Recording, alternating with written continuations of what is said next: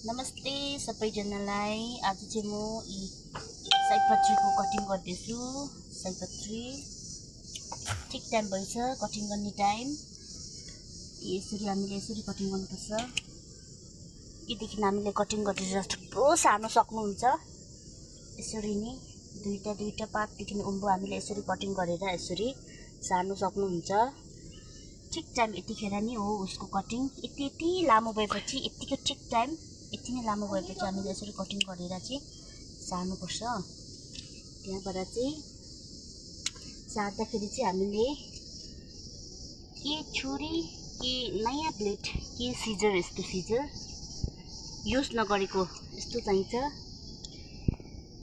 सब्जी काटेकोले हुँदैन। हामीले यसो सिजर चाहिँ यसरी युज गर्न सक्नुहुन्छ।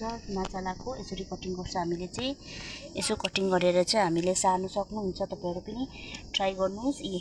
मैले यसरी गरेर थुप्रो यसरी चाहिँ सारेको छु। अब तपाईलाई म चाहिँ माटो देखाउँदैछु कटिङ गर्नको लागि। यहाँ मैले हिजो पनि निकै सारी 2-3 वटा मैले सारेको छु। यसरी नै सार्नुपर्छ। तपाईहरु पनि त्यसरी नै सार्न सक्नुहुन्छ। हेर्नुहोस् यसरी सार्नुहोस्। अब म एउटा दुईटा तपाईले सार्दाखेरि चाहिँ हाम्रो फेदको पत्ता चाहिँ हामीले यसरी दुई वटा यसरी काटेर माथि चाहिँ हामीले यसरी यति चाहिँ काटेर चाहिँ हामीले यसरी रोप्न सक्नुहुन्छ। छोटो सर्छ यसरी गरेपछि। मैले पनि अब कति ट्राई गरिसकेँ यसरी नै रोपेर।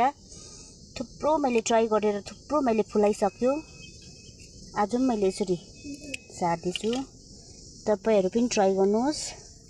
यसरी नै ट्राई गर्नुहोस्। ल थ्यांक यू।